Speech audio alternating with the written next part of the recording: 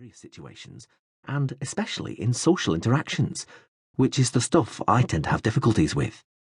Adding, in this context, means she, Hull, wanted me to think about what she'd just said, rather than just dismiss it out of hand, because it seemed to me at the time that there was plainly only one sort of cleverness. Anyway, other people thinking that there are different types of cleverness was apparently what I was supposed to focus on. "Are you sure, Hull?" I asked patiently.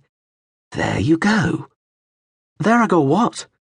"There you go, sounding sarcastic and patronising." "But I wasn't being either.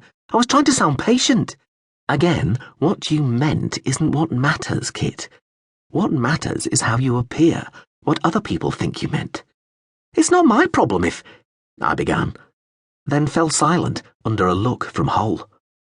The look concerned involves her dipping her head a little to the right and her eyebrows rising while her lips purse a fraction. It was her look that says, as near as I can gauge it, "Now, Kit, we've been over this before."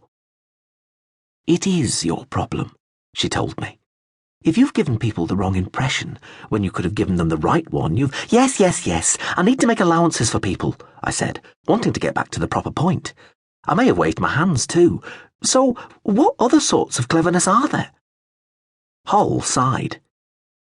"Emotional cleverness, Kit. Empathising with others, getting on with people, intuiting what and how they think." "But if people would just say what they—" I got the look again. Now it was my turn to sigh. "That's another area where I have to make allowances, isn't it?" "Yes, it is. Plus, people don't always know what they think themselves, Kit," Hull told me, and, in another turnaround, now she was sounding what you might call conspicuously patient. "Not precisely. Not so they can tell you clearly and unambiguously and without contradictions." She paused, probably waiting for me to protest that, well, people just should know what they think and express it properly. It was certainly what I was thinking, but I didn't say it.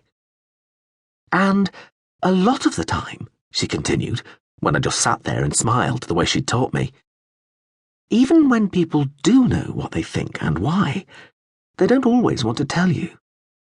Another pause.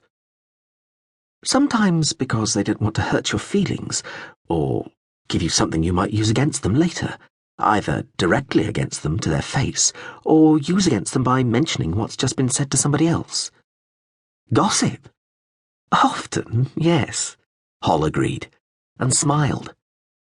Hull has a plain face, but the consensus seems to be that it lights up when she smiles.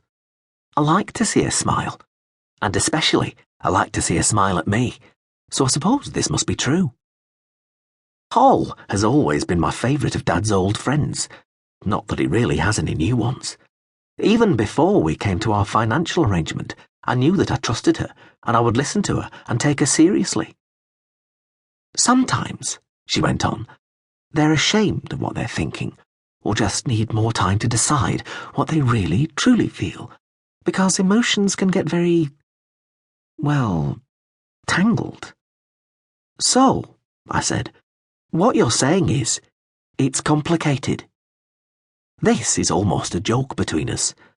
A lot of apparently simple things seem to end up being complicated. Hull nodded. "People are. Who'd have thunk?" I thought about this. "Well, everybody, obviously." Holly nodded. "Well, everybody else, Kit." "So I ought to hide my light under a bushel? Oh, geez, Kit. Have you been reading the Bible again? Have you? Is that where that's from?" "Yes. I mean, I think so." "No. But should I? Hide my light under a bushel, I mean." "Well, just don't insist on putting it under a magnifying glass." We were in the sitting room of the house, sitting on overstuffed but threadbare couches on either side of the large, interestingly warped coffee table. A large vase of black glass containing real flowers sat between us. Usually, we keep artificial flowers in this vase because real ones are such a bother, and the only reason the vase is there anyway is to catch drips falling from the water-stained ceiling directly above. Holly had put the real flowers there. They were yellow, daffodils. This was spring, as in last spring.